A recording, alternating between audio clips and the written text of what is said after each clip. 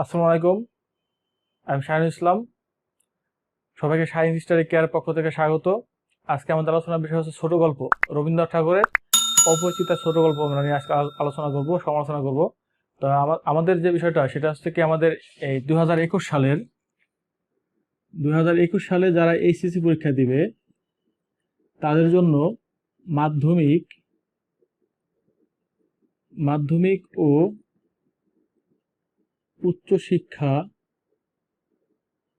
অধিদপ্তরের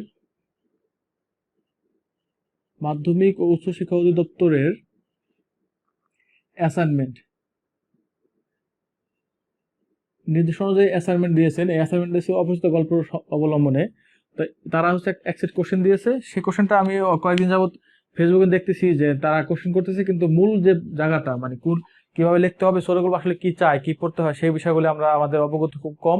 যার কারণে ক্লাসটা নেওয়া। আস্তে আস্তে আমাদের সকল ক্লাসগুলি আমি এখানে নেব। সবাই আমাদের সাথে থাকবেন এবং আমার চ্যানেলটি সাবস্ক্রাইব করবেন। আচ্ছা, এখন ওই অপরিচিত গল্পের যে পড়ার বিষয়টা সেটা হচ্ছে, আমি ছোট গল্পগুলি কয়েকটা প্রেক্ষাপট নিয়ে পড়াই।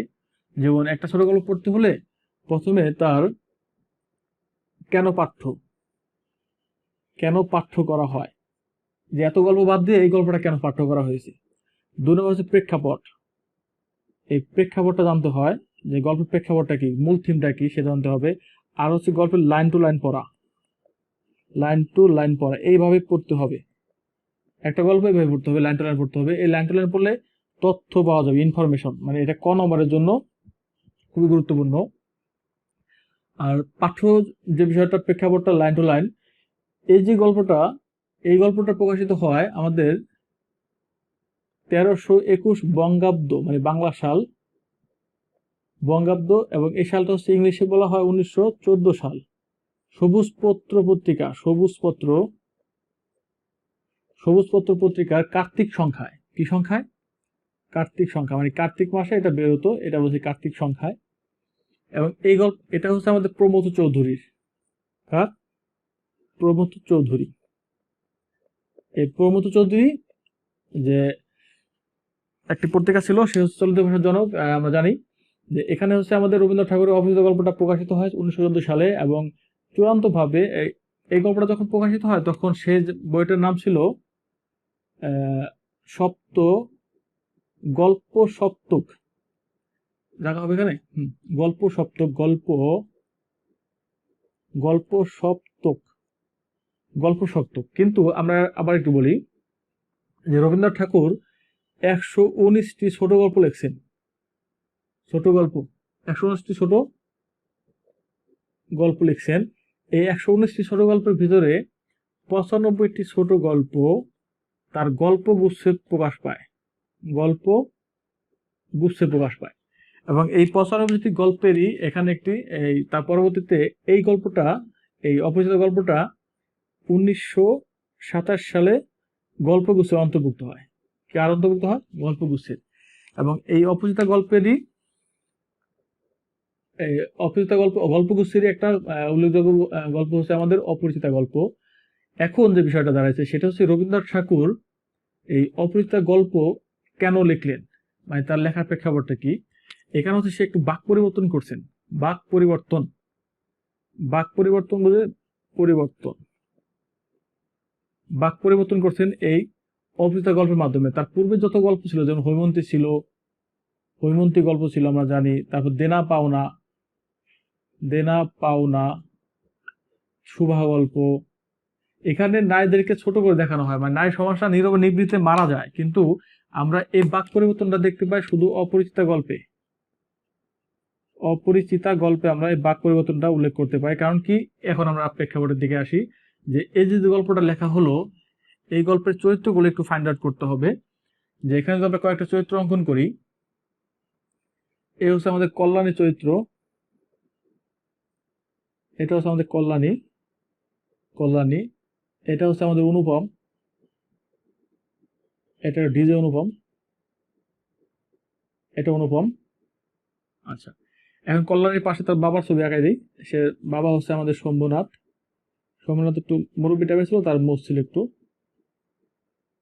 শম্ভুনাথ টাইপের লোক, এটা একটু মোটা টাইপের ছিল শম্ভুনাথ। আচ্ছা okay, শম্ভুনাথ। আর এখানে হচ্ছে আমাদের মামা আছে একজন, মামার সাথে এর সাথে সম্পর্ক করে দেই। মামা হচ্ছে আমাদের, এর আমরা মামা নামে জানি, মামার দাড়ি আছে হালকা, এটা হচ্ছে মামা, এটা হচ্ছে আমাদের মামা, মাইকার মা মাইকার মামা। আচ্ছা মামা। এখন এই কল্যাণী, এ ছিল কল্যাণী চরিত্র, এর নাম হচ্ছে কল্যাণী,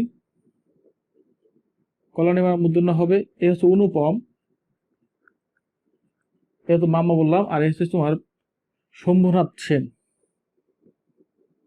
শম্ভুনাথ সেন মানে পিতা, পিতা বলতে কল্যাণীর পিতা, এটা শম্ভুনাথ সেন পিতা ছিলেন। এখন যে ঘটনাটা ঘটছে সেটা হচ্ছে এসের চরিত্র, আরো আছে আমাদের বিনু চরিত্র আছে, হরিশ চরিত্র আছে, এগুলো আমাদের মুখ্য চরিত্র না, এটাই আমাদের লাগবে। আর মা চরিত্র ছিল, মার কোনো নাম নাই। এখন যে ঘটনা ঘটলো সেটা হচ্ছে কি, এই গল্পটা কেন লেখা হলো, এই গল্পটা থেকে আমরা যে ঘটনা জানতে পাই সেটা হচ্ছে 1927 সাল, মানে কি এটা হচ্ছে প্রথম বিশ্বযুদ্ধ। এই টাইমটা ছিল প্রথম বিশ্বযুদ্ধের পরবর্তী সময়, প্রথম বিশ্বযুদ্ধ, বিশ্বযুদ্ধ। এই প্রথম বিশ্বযুদ্ধ হয় 1914 সালে এবং শেষ হয় 1918 সালে, এবং দ্বিতীয় বিশ্বযুদ্ধ হয় 1939 সাল থেকে 1945 সাল। দ্বিতীয় বিশ্বযুদ্ধের প্রেক্ষাপটটা কিন্তু আবার আসবে আমাদের মাসি পিসি গল্পে। মাসি পিসি গল্প প্রকাশিত হয় 1946 সালের দিকে।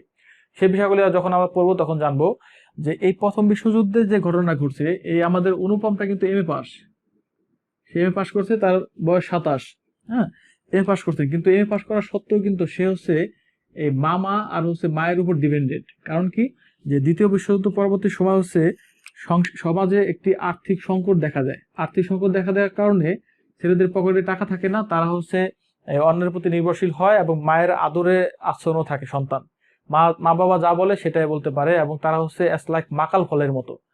কবি এখানে আমাদের কেবল সাহিত্যিক রবীন্দ্রনাথ ঠাকুর এখানে আমাদের তাকে মাকাল ফল হিসেবে আখ্যায়িত করেছেন।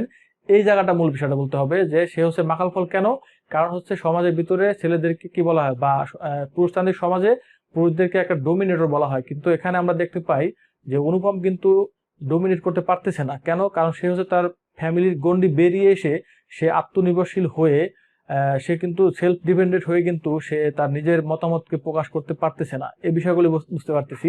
কারণ কিভাবে পারতেছে না, যখন আমরা বিয়ের প্রেক্ষাপটটা যখন আমরা দেখি তখন দেখা যায় যে এখানে সে বলে যে যখন যে গহনা নিয়ে যখন বাক বিতণ্ডা তৈরি হয়, তখন শম্ভুনাথ সেন মানে কল্যাণীর পিতা বলছে যে বাবা তোমার কি মতামত, তুমি কি মানে আমি মেয়ে হয়ে মানে মেয়ের আমার নিজের আপন মেয়ে হয়ে আমি তার গহনা গহনা চুরি করবো, এই বিষয়ে তোমার মতামত কি, তুমি কি বলতে চাও, তুমি এখানে থাকো। তখন বলে যে আমি কিছু জানি না, আমার মামা জানে। ঠিক আছে, তো এখন মামা জানে, যে মামা যে বললো যে আমি আজকে কিছু জানি না, মামা জানে সব, মামার উপর সব দিয়ে দিছে। কেন? কারণ তার পকেটে যদি ইনকাম থাকতো, তার যদি আর্থিক সংকটতা না থাকতো, তাহলে কিন্তু সে কিন্তু কি করতে পারতো, সে বলতো না মামা আমি এত কিছু জানি না, আমি হচ্ছে কল্যাণীকে বিয়ে করব।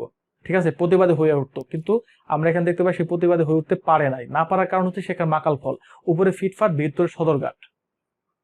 আচ্ছা, এই ছিল হচ্ছে অনুভবের বিষয়টা।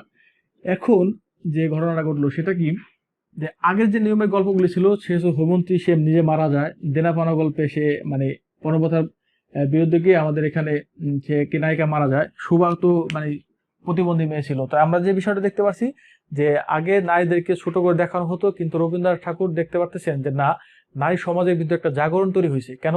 দ্বিতীয় বিশ্বযুদ্ধ পরবর্তী সময় বা প্রথম বিশ্বযুদ্ধ পরবর্তী সময়ের ভিতরে যে নারীদের ভিতরে একটা কি হইতেছে, নারীরা সমাজে একটা ভূমিকা পালন করতে পারবে। যেমন আমরা মাসি পিসি গল্পে দেখছি যে লাস্টে বলা হয় যে যুদ্ধের জন্য মাসি ও পিসি প্রস্তুত থাকে। মানে মোট কথা হচ্ছে কি, নারী সমাজের উপরে যদি কোনো একটা আঘাত আসে, তাহলে নারী সমাজ খুবই অতি সহজে সেটা প্রতিহত করতে পারবে, তারা দাঁড়িয়ে যায়। ঠিক আছে, কিন্তু আমরা এখানে কল্যাণীকে তাই দেখতে পাই, কারণ কল্যাণের চরিত্র কিন্তু নীরবে নির্বিতে সে মারা যায় না। আমাদের প্রথাগত নিয়মে যেটা আছে সেটা কি, যে একটা বিয়ের আসর থেকে যদি একটা মেয়ের বিয়ে ভেঙে যায়, আমরা বাংলা সিনেমা থেকে শুরু করে যত ধরনের আমরা মানে সাহিত্যিক বিষয়গুলো দেখছি, তখন দেখা গেছে যে মেয়েদেরকে এখানে মানে সমাজে মেয়েদেরকে ছোট করে দেখানো হয়, যে বিয়ে ভেঙে গেলে বা বিয়ে নগ্ন থেকে যদি মেয়ে বিয়ে ভেঙে যায়, তাহলে মেয়েকে অপয়া বলা হয়, এবং একটা পর্যায়ে মেয়ে নীরবে নিবৃত্তে কেঁদে সে মারা যায়, বিষ খায়, হারপিক খায়, ইন্দুরমার ওষুধ খায়। ঠিক আছে, এগুলি খেয়ে কিন্তু সে মারা যায়। কিন্তু আমরা কিন্তু কল্যাণ চরিত্রকে মারা যাইতে দেখি নাই। কেন দেখি নাই?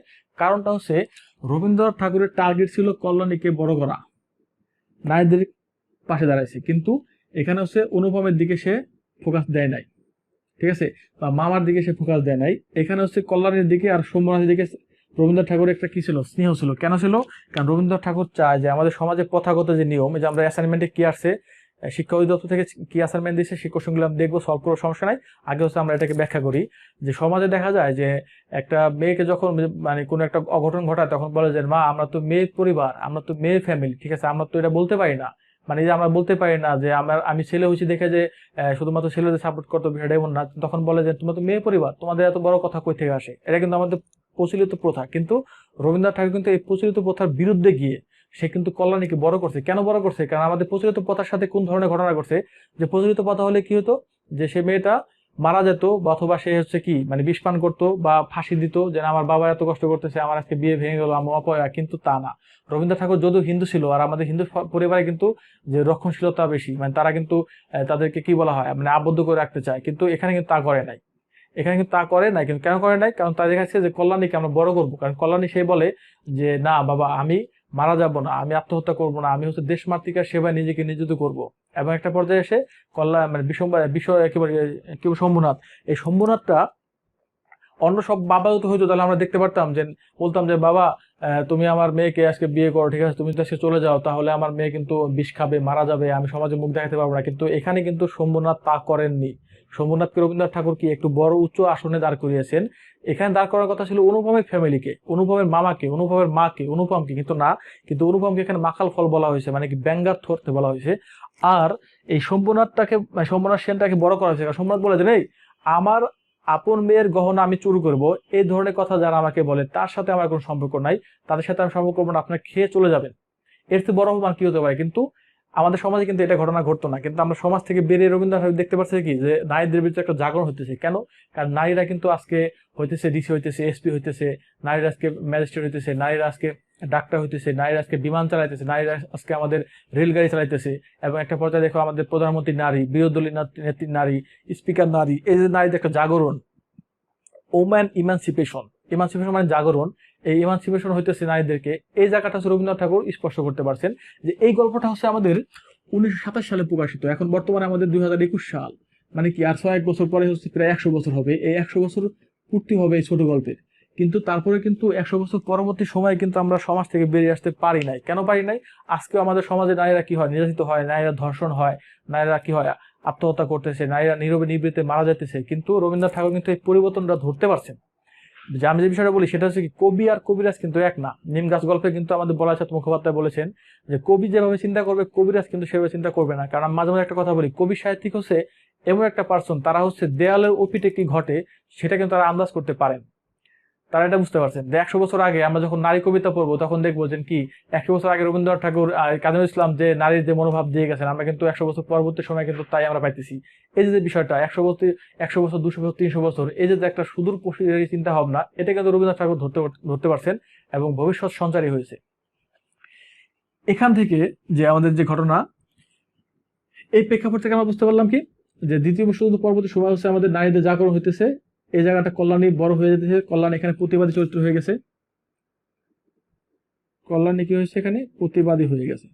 কল্যাণী প্রতিবাদী, কিন্তু আমাদের অনুভব কিন্তু সেইভাবে দাঁড়ায় না। কিন্তু এটা ছিল মেয়ে ছিল, কিন্তু সেই হিসেবে মেয়ে ভার্সেস এই মেয়ে ভার্সেস ছেলেকে যদি বলা হয় তো এখানে কিন্তু অনুভব কিন্তু কি হয়েছে, অনুভব কিন্তু এখানে বেশি ডেভেলপ করতে পারে না। এবং শেষের দিকে আমরা দেখতে পাচ্ছি যে রেলগাড়ির যে একটা দৃশ্যপট আসে, তখন রেলগাড়ির দৃশ্যপট দেখানো হয় যে একটা কামরার ভিতরে তারা থাকে 4 বছর পরের তীর্থযাত্রা যে বিষয়টা। এই তীর্থযাত্রায় এসে রবীন্দ্রনাথ ঠাকুর কল্যাণীকে দেখাইছেন যে সে হচ্ছে তাদের ভিতরে একটা বাকবিতণ্ডা হয় এবং কামরা চলে আসে লোকজন। তখন স্টেশন মাস্টার বলতেছে যে এটা তো রিজার্ভ করা, তোমরা এখানে কেন বসছো? তখন কল্যাণী প্রতিবাদ করে যে কেন রিজার্ভ করা, ঠিক আছে, সেকেন্ড ক্লাসে আবার কিসের রিজার্ভ, ঠিক আছে। এখানে কিন্তু প্রতিবাদ করার কথা ছিল আমাদের অনুপমের, কিন্তু অনুপম কিন্তু নীরবে নিবৃত্তে দাঁড়ায় দাঁড়ায় দেখে। তখন তো বলা হয় যে বাবা তোমার, তখন অনুপম মা বলে যে তোমার নাম কি? তখন বলে আমার নাম হচ্ছে কল্যাণী, এবং তোমার বাবার নাম কি? আমার বাবার নাম হচ্ছে শম্ভুনাথ সেন।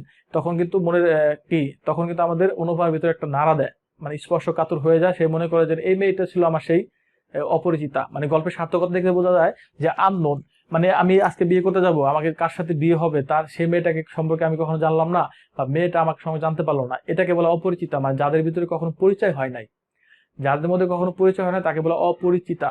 তারা ধরাছোঁয়ার বাইরে রয়ে গেছে, তাদেরকে কখনো দেখা হয় নাই। কিন্তু এই যে বিষয়টা অপরিচিতা বিষয়টা, তখন কিন্তু আমরা কিন্তু এই জায়গায় গল্পের যে প্রথাগত যে নিয়ম ছিল সেটাকে বেরিয়ে এসে রবীন্দ্রনাথ ঠাকুর কিন্তু একটু বাস্তবায়নমুখী করেছেন। মানে দেখাইছে যে আমাদের সমাজে সভ্যতায় নারীদেরকে ছোট করে দেখানো হয়, কিন্তু আসলে কিন্তু নারীরা এখন ছোট না, নারীরা কিন্তু একটা জাগরণ তৈরি হইতেছে। এই গল্পের হচ্ছে মূল থিমটা ছিল এটা। তো এই যে আমি যে বিষয়টা বললাম সেটা কিন্তু আমি কিন্তু কোনো কাহিনী বলি নাই, গল্পের কাহিনী কিন্তু মূল বিষয় না, কারণ গল্পের কাহিনী বলে তো পরীক্ষার নাম্বার পাবে না। আমি কিছুদিন আগে ফেসবুকে দেখলাম যে অনেকেই এটা অ্যাসাইনমেন্ট লিখতেছে কিন্তু তাদের লেখাটা স্পষ্ট হইতেছে না, মানে তারা শুধুমাত্র কাহিনী লিখতেছে, কিন্তু কাহিনী না, আমি কিন্তু কোনো কাহিনী বলি নাই। গল্পের যে ব্যাকগ্রাউন্ড ছিল এই ব্যাকগ্রাউন্ডে আলোচনা করলাম, এটা হচ্ছে মূল লেখার বিষয়টা। গ আর ঘ, যদি কেউ এই অ্যাসাইনমেন্টের গ আর ঘ নম্বর অ্যান্সার করতে চায় তাহলে তার এগুলি বলতে হবে, আমি যা বলছি সেটাই বলতে হবে। এখন বলতেছি কেন পাঠ্য, প্রেক্ষাপট তো আমরা বললামই, পাঠ্য কেন? পাঠ্য কথা হচ্ছে আমাদের যে বর্তমান সরকার সে হচ্ছে নারী জাগরণ নিয়ে কাজ করতেছেন, যে নারীদের জাগতে হবে, সমাজ কখনো একা একা এগিয়ে যাবে না, নারী সমাজ যদি দমিয়ে যায়, নারীরা যদি আজকে ডাক্তার না হয় তাহলে গাইনি ডাক্তার যদি নারীরা না হয় তাহলে মেয়েরা কই যাবে, কোথায় যাবে? এই শিক্ষা অর্জন করতে হবে। এর পিছনে কিন্তু আসছে কি বলতো, এর পিছনে আসছে শিক্ষা অর্জন। আমরা যখন কোশ্চেন দেখবো উচ্চ মাধ্যমিক অধিদপ্তর থেকে যে কোশ্চেনটা দেওয়া হয়েছে সেগুলো যখন আমরা দেখতে যাব তখন আমি কোশ্চেনগুলো সলভ করে দেবো। এই কোশ্চেনগুলি তোমরা এইভাবেই আলোচনা করবা, যে যেখান থেকে আমার এই ভিডিওটা দেখবা তারা হচ্ছে আগে মূল ব্যাকগ্রাউন্ডটা জেনে নেবা, তারপর নিজের মতো করে বানায় লিখবা, ঠিক আছে? বাস্তব অভিজ্ঞতা দিয়ে লিখতে হবে। এই ছিল আমাদের বিষয়। তাহলে আমাদের মোটা দাগে কয়েকটা পয়েন্ট যদি আমি আউট করি, সেটা হচ্ছে কি, দ্বিতীয় বিশ্বযুদ্ধ পরবর্তী সময়ে যে সমাজ, পুরুষতান্ত্রিক সমাজের ভিতরে একটা আর্থিক সংকটের কারণে ভাঙন লাগতেছে। মাসিপিসি গল্পে আমরা দেখতে পাই যে দ্বিতীয় বিশ্বযুদ্ধ পরবর্তী সময় হচ্ছে আমাদের মাসিপিসি হচ্ছে সাউথি নিয়ে কি বলে বাণিজ্য করতে যায়, ইকোনমিক বিষয়গুলি ইকোনমিক্সের চাকাগুলি আজকে আমাদের নারী সমাজ ধরতেছে, যে গার্মেন্টস সেক্টরগুলিতে কি নারী জাগরণ হইতেছে, নারীরা এখানে পরিশ্রম করতেছে, বিনিময়ে তারা আর্থিক স্বচ্ছতা লাভ করতেছে। এই যে বিষয়টা নারীরা আস্তে আস্তে জাগতেছে, নারীরাও ইকোনমিক্যাল বিষয়ে একটা বিশাল বড় একটা সাপোর্ট রাখতেছে পরিবার এবং দেশ ও জাতির জন্য। আচ্ছা, এখন এই যে ব্যাকগ্রাউন্ড ছিল সবই তো মোটামুটি বলে দিচ্ছি, এখন হচ্ছে আমরা কোশ্চেন। এখন যে বিষয়টা আছে সেটা কি, যে আমরা একটু হালকা একটা আলোচনা করবো। কই মোসার দরকার না এটা। আচ্ছা, বাক পরিবর্তন করছে আমরা বুঝতে পারছি, এখানে একটা হালকা মেসেজ দিয়ে যায় যে এখানে এই যে রবীন্দ্রনাথ ঠাকুর জন্মগ্রহণ করছে 1861 সালে, এবং এটা কিন্তু সে বঙ্গাব্দ কি, মানে এই যে সে জন্মগ্রহণ করো, তোমরা কিন্তু অনেকে মনে রাখতে পারো বঙ্গাব্দ। এই বঙ্গাব্দ বের করার একটা সিস্টেম আছে, সেটা কি, যে ইংরেজি সালের সাথে আছে না, ইংরেজি সাল, ইংরেজি সাল হতে 593 বছর 4 মাস 15 দিন মাইনাস করতে হবে। কি করতে হবে? মাইনাস করতে হবে, মানে বিয়োগ করতে হবে। হ্যাঁ, এখানে এই যে কেন জানুয়ারি, ফেব্রুয়ারি, মার্চ, এপ্রিল 4 মাস আর 15 দিন, কারণ এপ্রিল মাস 14 তারিখ থেকে তো আমাদেরই হয়, পয়লা বৈশাখ শুরু হয়। তাহলে যদি এইভাবে দিনটা বের করা হয় তাহলে অটোমেটিক তার জন্ম সালের দিন, তারিখ, মাস সব মিলে যাবে। কিন্তু যে আমাদের যে বিষয়টা সেটা কি, আমরা জানি যে 1861 সালে রবীন্দ্রনাথ ঠাকুর জন্মগ্রহণ করেছেন, তো সেটা হচ্ছে আমরা কিভাবে তার বঙ্গাব্দটা বের করব। এই যে 1861 সাল, এ থেকে হচ্ছে আমাদের বিয়োগ করতে হবে 593 বিয়োগ করলে কত আসে? 8 আসতেছে, এখানে আসছে 10 আর হচ্ছে 6, 10, 6 আর এখানে আছে 6, 2, হ্যাঁ, এই যে 1268। এই 1268 বঙ্গাব্দে সে জন্মগ্রহণ করছে। তো 593 মেসেজটা মনে রাখবো আমরা। যেমন আমরা এখানে একটু বলতে পারি, এখানে কি বলতে পারি আমরা, একটু মুছে দেই এখানে, যে এই যে আমাদের এখন 2000 কত সাল, 2021 সাল না, এ থেকে 593 বছর যদি বিয়োগ করে দেই তাহলে আসতেছে কত, এখানে 8, এখানে 2 আর হচ্ছে 4 আর 1, 1428 বঙ্গাব্দ বর্তমানে। 1428 বঙ্গাব্দ আমাদের এখন বর্তমান সালটা। তো এবার মনে রাখতে হবে যে একটা হালকা হয়ে গেল পাওয়াটা, যে আমি ইংরেজি সালটা জানি মাগার আমি কি বলে বাংলা সালটা জানি না। না জানার কারণে আমার কি করতে হবে, 593 বিয়োগ করলে আমরা পেয়ে যাবো। তাহলে এখান থেকে বুঝতে পারতেছি যে 593 সাথে যদি আমি আবার এর সাথে যদি আবার কি করি, এর সাথে যদি আমরা এই 593 সাথে বাংলা সালটা যোগ করি, মানে বাংলা সাল, এই যে বাংলা সাল যোগ করলে আমরা আবার ইংরেজি সাল পেয়ে যাবো। 593 সাথে বাংলা সাল যোগ করলে কি হবে, ইংরেজি সাল পেয়ে যাবো। হ্যাঁ, 1428 থেকে যদি 593 বিয়োগ করে তাহলে 2021 সাল হবে। এই যে বিষয়টা, আমরা এই সালটা বিষয়ে জেনে গেলাম। এখন হচ্ছে আমরা একটু কোশ্চেন দেখি যে তারা কি অ্যাসাইনমেন্ট দিয়েছে। হ্যাঁ, অ্যাসাইনমেন্টের বিষয়গুলো আমরা দেখবো, একটু লেখি খাতায়, অ্যাসাইনমেন্টটা জানতে পারবো। চরিত্রগুলো এখানে থাক, সমস্যা নাই। অধিদপ্তর কি অ্যাসাইনমেন্ট দিয়েছে আমরা একটু আলোচনা করি। আচ্ছা, অ্যাসাইনমেন্ট করতে হবে। অনেকে অ্যাসাইনমেন্ট দেখছি আমি ফেসবুকে দেখার কারণে, কিন্তু আমি কোশ্চেনগুলো দেখছি আসলে ছেলেমেয়ে কিন্তু লিখতে পারতেছে না। এই ক্লাসগুলো দেখার পরে নিজের মতো করে লিখতে হবে যে অ্যাসাইনমেন্টের বিষয়টা, যে অ্যাসাইনমেন্ট অ্যাসাইনমেন্ট অ্যাসাইনমেন্ট নির্ধারিত কাজ বলা হয় অ্যাসাইনমেন্ট। এই অ্যাসাইনমেন্টে তারা যে বিষয়টা দিছে সেটা দেখি কি দিছে। অপরিচিত গল্প অপরিচিতা অপরিচিত গল্প ও বাস্তব বাস্তব দৃষ্টান্তের ভিত্তিতে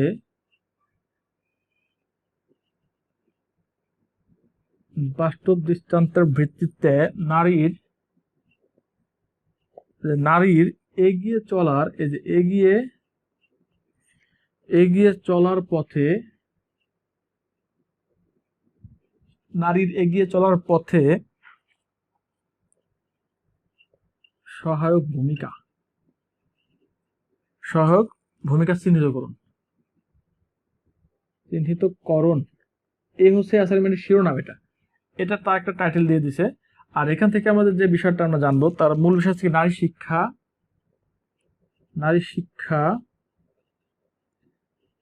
শিক্ষা ও নারীর ক্ষমতায়ন। নারী শিক্ষা ও নারীর ক্ষমতায়ন তাৎপর্য। হ্যাঁ, নারী শিক্ষা ও নারীর ক্ষমতায়নের সিগনিফিকেশন বা তাৎপর্য। নারী শিক্ষা ও নারীর ক্ষমতায়নের সিগনিফিকেশন তাৎপর্য। আর সুযোগ ও সহায়তা প্রদান। কি বলতো, নারীদেরকে সুযোগ ও সহায়তা প্রদান। সুযোগ ও সহায়তা প্রদান ইতিবাচক ভূমিকা করতে হবে। ইতিবাচক যে ভূমিকাটা এটা। আচ্ছা, এখন কিন্তু আমি কিন্তু এই কোশ্চেনটা কিন্তু দেখি নাই। এখন যে কোশ্চেনটা ছিল এই সরকারি কোশ্চেনটা কিন্তু দেখি নাই। আমি কিন্তু ব্যাকগ্রাউন্ডে আলোচনা করছি টোটালি। এখন দেখো কোশ্চেনটা মিলে যাবে। কেন মিলে যাবে? কারণ তুমি যদি একটা কোশ্চেন পারো, তুমি যদি ভালোভাবে পারো। মাঝে মাঝে আমি বলি যে একটা পড়ুয়া ছাত্রের একটা বেসিক ক্লিয়ার ছাত্রের ঘুম একটা পড়ুয়া ছাত্রের পড়া অপেক্ষা উত্তম। হ্যাঁ, তো এখানে যে বিষয়টা দাঁড়াচ্ছে সেটা কি, আমি কিন্তু সার্বিক বিষয়টা বলে দিছি। এখন থেকে এখান থেকে সব অ্যান্সার করা যাবে, কোনো বই পুস্তক কিছুই পড়তে হবে না। কিভাবে দেখা যায়? যে অপরিচিত গল্প বাস্তব দৃষ্টান্তের ভিত্তিতে, যে অপরিচিত গল্প সম্পর্কে আমরা জেনে গেছি, বাস্তব দৃষ্টান্তের ভিত্তিতে নারীর এগিয়ে চলার পথকে সহায়তা ভূমিকা পালন করতে হচ্ছে। বাস্তব দৃষ্টান্ত। এখন দেখো যে অপরিচিত গল্পের মূল বিষয়টা বুঝতে, এখন তুমি বাস্তব বিষয়টা বলবা যে আমাদের সমাজে প্রচলিত ধারায় যে নারীদেরকে সবসময় অবহেলিত বলা হয়, অবলা বলা হয়, কিন্তু রবীন্দ্রনাথ ঠাকুর কিন্তু তার কল্যাণী চরিত্রের মাধ্যমে নারীদেরকে জাগরণ একটা বিষয় দেখিয়েছেন। প্রথাগত নিয়মকে সে প্রশ্নবিদ্ধ করে বৃদ্ধাঙ্গুলি দেখিয়ে সে কিন্তু নারীদেরকে জাগিয়ে তোলার যে একটা স্পৃহা, সেই বিষয়গুলি কিন্তু সে তার ছোট গল্পে দেখিয়েছেন, অপরিচিত গল্পে। তেমনি ভাবে আমরা আমাদের সমাজের যদি দিকে তাকাই বা সমাজের দিকে যদি আমরা এই করতে পারি, দৃষ্টিপাত করি, তাহলে দেখা যাবে যে আমাদের সমাজের লক্ষণীয় যে বিষয়টা দাঁড়াবে কি, সেটা হচ্ছে যে আমাদের সমাজের লক্ষণীয় বিষয়টা যে দাঁড়াবে সেটা হচ্ছে আমাদের যে নারীরা কিন্তু আজকাল জেগে গেছেন। নারীরা কি হতেছে? নারীরা কিন্তু জেগেছে, নারীরা কিন্তু দমিয়ে নেই। কারণ নারীরা আজকে ম্যাজিস্ট্রেট হইতেছে, নারীরা ডিসি হইতেছে, এসপি হইতেছে, নারীরা প্রধানমন্ত্রী হইতেছে, তারপর নারীরা প্রেসিডেন্ট হইতেছে। এই যে বিষয়গুলি, নারীদের একটা জাগরণ, এই জাগরণটা হচ্ছে সমাজের সাথে দৃষ্টান্ত। আর আমাদের সমাজে আরেকটা বিষয় বলতে হবে কি, যে আমাদের সমাজে একটা প্রচলিত ধারা রয়েছে যে মানে নারী সমাজের বা মেয়ে পক্ষ সবসময়, মানে কনের পক্ষে সবসময় ছোট করে দেখানো হয়, যে কন্যা পক্ষ সবসময় ছোট, এদেরকে সবসময় দমিয়ে রাখা হয়। তখন তাকে বলা হয় যে আমরা তো কন্যা পক্ষ, আমাদের এত বড় কথা বলতে নেই। কিন্তু আমাদের সমাজে দেখা যায় যে এই বিষয়গুলি ছিল আমাদের দৃষ্টান্ত সমাজের, কিন্তু এই দৃষ্টান্ত বিপরীতে গিয়ে সে কিন্তু এখানে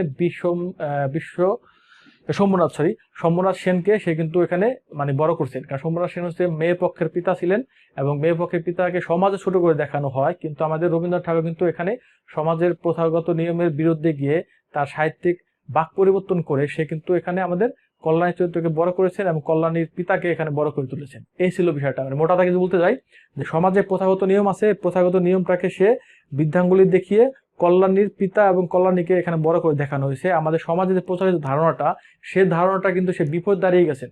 ঠিক আছে, যদিও সে একই মুদ্রার এপিটোপিট, কিন্তু তারপরে কি পিতা মাতা একই ধরনের, কিন্তু আসলে কিন্তু এখানে সে বিপরীত দাঁড়িয়ে গেছে। যে বিপরীত ধারণটা হচ্ছে এখানে সমাজের দৃষ্টান্ত।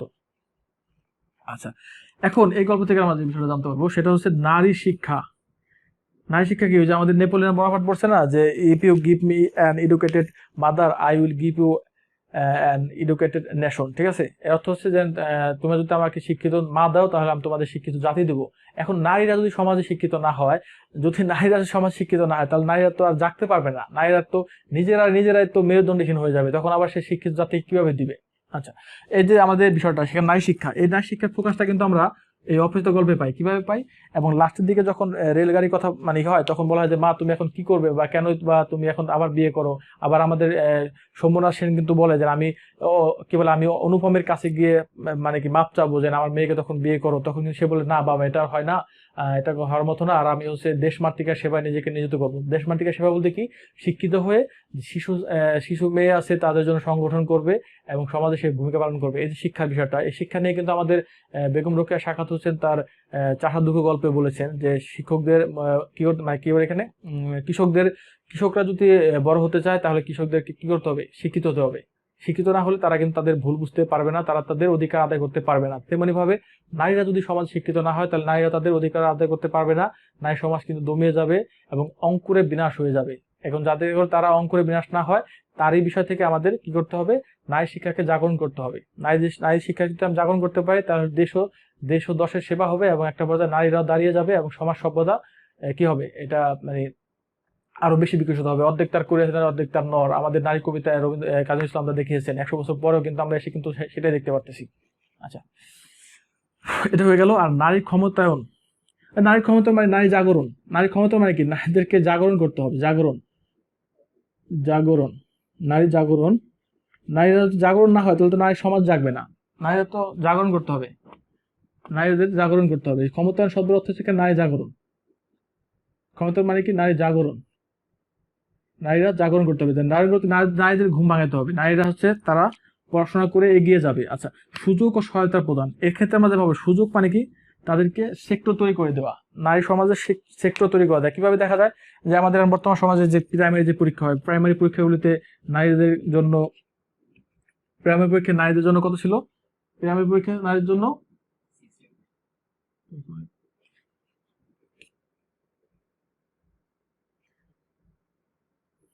এই বছর কেন? আচ্ছা, এখানে হচ্ছে 60% নারীদের জন্য কোঠা আছে। কত পার্সেন্ট কোঠা? 60% প্রাইমারি কোঠা। আবার জাহাঙ্গীর ইউনিভার্সিটি যারা পরীক্ষা দেয় তারা জানে যে মেয়েদের জন্য 40% আর ছেলেদের জন্য 60%। এই যে মেয়েদেরকে একটা সেক্টর তৈরি করে দিতেছি, মেয়েদেরকে যে একটা সেক্টর তৈরি করে দিতেছি, এই বিষয়গুলি কিন্তু আমাদের কি করতে হবে? মানে মেয়েদেরকে সেক্টর তৈরি করে দেওয়া হচ্ছে আমাদের মেয়েদের সুযোগ সন্ধান করে দেওয়া, যে নারীর পাশাপাশি না ছেলেদের পাশাপাশি নারীরা যাতে সমাজে ভূমিকা পালন করতে পারে সেই বিষয়গুলি হচ্ছে আমাদের এখানে দেখিয়েছেন। যে সহায়তা করার জন্য সহায়তা আর এটা হচ্ছে ইতিবাচক দিকটা, যে তাদেরকে সুযোগ সন্ধান করে দিতে হবে এবং সহায়তা করতে হবে, তাদের সাহায্য করতে হবে। সাহায্য বলতে এমন সাহায্য না যে নারীদেরকে, যে পুরুষের পাশাপাশি নারীরা যে সমাজে ভূমিকা পালন করতে পারে সেই বিষয়গুলো হচ্ছে আমাদের এখানে দেখানো হবে। আর একটা আছে কি ইতিবাচক দিক, মানে পজিটিভ দিক। ইতিবাচক দিক বলতে কি বলছে? পজিটিভ দিক। এই পজিটিভ দিক যদি পজিটিভ দিক না হয় তাহলে কিন্তু নারীরা কিন্তু আর জাগ্রত হতে পারবে না, নারীদেরকে নেগেটিভ বোঝাতে পারে। পজিটিভ দিক কিভাবে? সুযোগ সন্ধান করে দেওয়া কি? যে আমার মেয়ে যদি পড়তে চায় তাকে বলে দেন বাবা তুমি পড়াশোনা করো, সমস্যা নাই। কিন্তু যদি বলে যে না তুমি পড়াশোনা করতে পারবে না, পাকিস্তানি মালালা ইউসুফজাইর মতো যে তুমি পড়াশোনা করলে তোমাকে গুলি করে মেরে ফেলবো, তাহলে এটাকে বলে কি? তাদের প্রতি পজিটিভ দিক না, তাদের প্রতি নেগেটিভ দিক বোঝানো হয়। কিন্তু আমাদের সমাজে দেখাতে হবে তাদের প্রতি আমাদের একটা নেগেটিভ ধারণা নেই, তাদের প্রতি আমাদের পজিটিভ ধারণা আছে। তাদেরকে আমাদের সমাজের পুরুষদের মানে পুরুষতান্ত্রিক সমাজে নারীদেরকে স্থান দিতে হবে, তাহলেই কিন্তু তারা তাদের সুযোগ পাবে এবং তারা সামনের দিকে এগিয়ে যাবে, বিশ্বকে আরো সামনের বিশ্বমুখী করতে পারবে। এইভাবে তারা হচ্ছে নারীদের ভিতরে একটা ক্ষমতায়ন তৈরি হবে। এই যে আমার গল্পের বিষয়টা ছিল, এইভাবে কিন্তু তারা কি হবে? মানে গল্পগুলি থেকে শিক্ষা অর্জন করতে পারবে এবং তোমরা শিক্ষা অর্জন করতে পারবা। আর এখানে হচ্ছে আমি পুরো বিষয়টা বুঝাই দিচ্ছি, এইভাবে তোমাদের অ্যাসাইনমেন্ট করতে হবে। আর পরবর্তী যদি কোনো অ্যাসাইনমেন্ট টপিক আছে সেগুলি নিয়ে আমরা আলোচনা করব এবং সবাই হচ্ছে আমার এই চ্যানেলের সাথে থাকবে আর চ্যানেলটি সাবস্ক্রাইব করবে এবং শেয়ার করবে। আর যারা বন্ধু বান্ধব যারা আছে তাদেরকে সবাই বলে দিবে যে এখান থেকে এইভাবে জ্ঞানগুলি আহরণ করা যায়। সবাইকে অসংখ্য ধন্যবাদ। আসসালামু আলাইকুম।